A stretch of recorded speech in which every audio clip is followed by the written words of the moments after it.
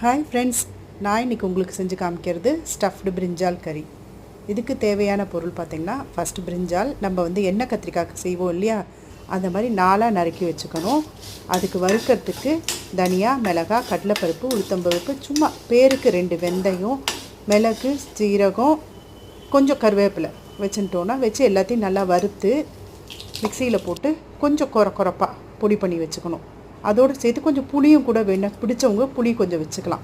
வச்சு நல்லா பவுடர் பண்ணிட்டு அதை நம்ம அந்த கத்திரிக்காவை 4ஆக நறுக்கின கத்திரிக்காயில் ஸ்டஃப் பண்ணி கொஞ்சம் நல்லெண்ணெய் விட்டு கடுகு தாளித்து இந்த ஸ்டஃப் பண்ண கத்திரிக்காவெல்லாம் அதில் போட்டு நல்லா வதக்கி ஒரு 2-3 நிமிஷம் கொஞ்சம் வதங்கினதுக்கு அப்புறமா கொஞ்சம் சுடு தண்ணியாக விட்டால் கூட ரொம்ப பெஸ்ட்டாக இருக்கும். சுடு தண்ணி கொஞ்சம் விட்டு உப்பு, மஞ்சள் பொடி தேவையான அளவு, ஏன்னா நம்ம மசாலா வறுக்கும்போது ஸ்டஃப் பண்ணும்போது கொஞ்சம் உப்பு போட்டுக்கோங்க. ஹாஃப் இதில் அதை போட்டு மேலே இப்போ போடும்போது கொஞ்சம் கம்மியாக போட்டால் கூட பரவாயில்ல.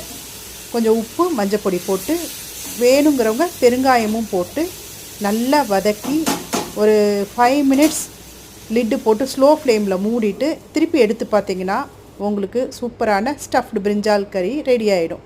Bye friends.